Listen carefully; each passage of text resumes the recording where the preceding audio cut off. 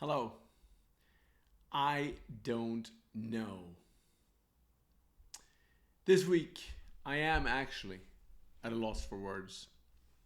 I truly am. I'm desperately trying to make sense of our world. That is the mindset I try to live in. In fact, I normally enjoy that state of problem solving and curiosity in the face of conflict or uncertainty. I like questions and I love looking for answers. Perhaps not answers that solve the big questions, but rather hints, nudges, and ideas that give me fuel to keep asking new questions. Much like health, learning is asymptotic. You are never done. It's a constant process. The more you learn, the more you realize you have more to go. And at least for me, as long as I keep learning and evolving, I feel alive, happy, and full of energy. But as I indicated last week, the situation in Ukraine has hit me hard. What is there to understand here, really? It's just wrong. It's awful. And I have no idea how it ends. At least not in a good way. And I don't like it.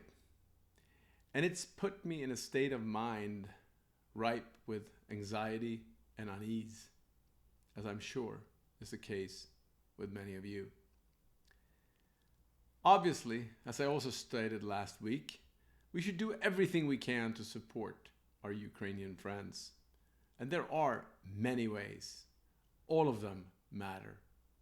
Below, I have listed a few of my favorite ones if you need ideas. If you have found others, please let me know. I also, as often as I can, try to find the good in the midst of the bad. And in this case, that is also very challenging. But so far, there are two possibly emerging silver linings of this awful atrocity. And I hope there will be more. The first is that I am hopeful that our liberal democracies can realize that our own infighting and overblown arguments are small, quite meaningless, and dangerous distraction towards defending and protecting the free world. The problems outside our borders are much greater than the problems inside, but we don't seem to behave that way. So let's hope this is a wake-up call we need to get back to a more civil, open-minded, and kinder dialogue where compromises are made and progress delivered. The toxicity and fragility of our own democratic institutions have effectively opened the door for really evil forces to enter through. And that is on us.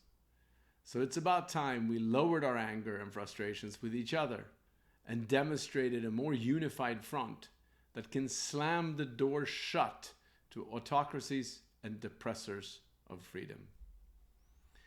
Second, the daily examples of courage and selflessness exhibited by the Ukrainian people and many thousands of people around the world doing amazing things to save lives and get people into safety remind me that there is more good than bad in this world.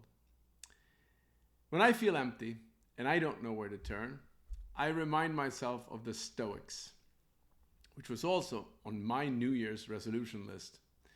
So I headed over to my favorite Stoic promoter, Ryan Holiday. He posted a video with how the Stoics dealt with anxiety.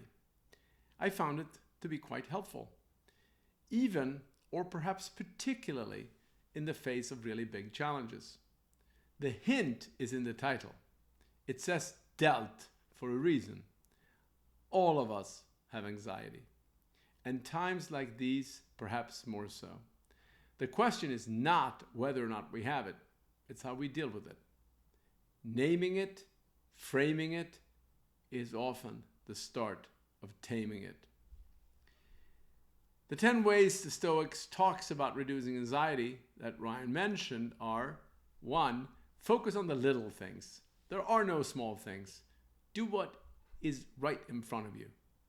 2, practice gratitude. Don't waste the gift we have been given. Now is the only time we are alive, so let's make the most of it. 3, have no opinion. We don't have to have an opinion about everything. Just let it sit there. 4, stop caring what other people think. Care about what you do and say. Let the rest take care of itself. 5, process your emotions. Don't put feelings on your emotional credit card, as they will show up later with interest. 6, don't suffer imagined troubles. Most of them never happen. We suffer more in imagination than in reality. 7, choose not to be harmed. No one can make you feel inferior without your consent, as Eleanor Roosevelt often said. 8, go for a walk. It helps you think more freely as it gives your mind a rest. 9, keep a journal. The best way to start journaling is now. 10, grab the right handle. There are always 2 ways to look at any situation, at least. Grab the handle that makes you stronger, not the one that makes you a victim. I found that to be quite powerful, and I have posted the video with his entire post below. And here are a few other things that I'm going through this week that I thought were helpful.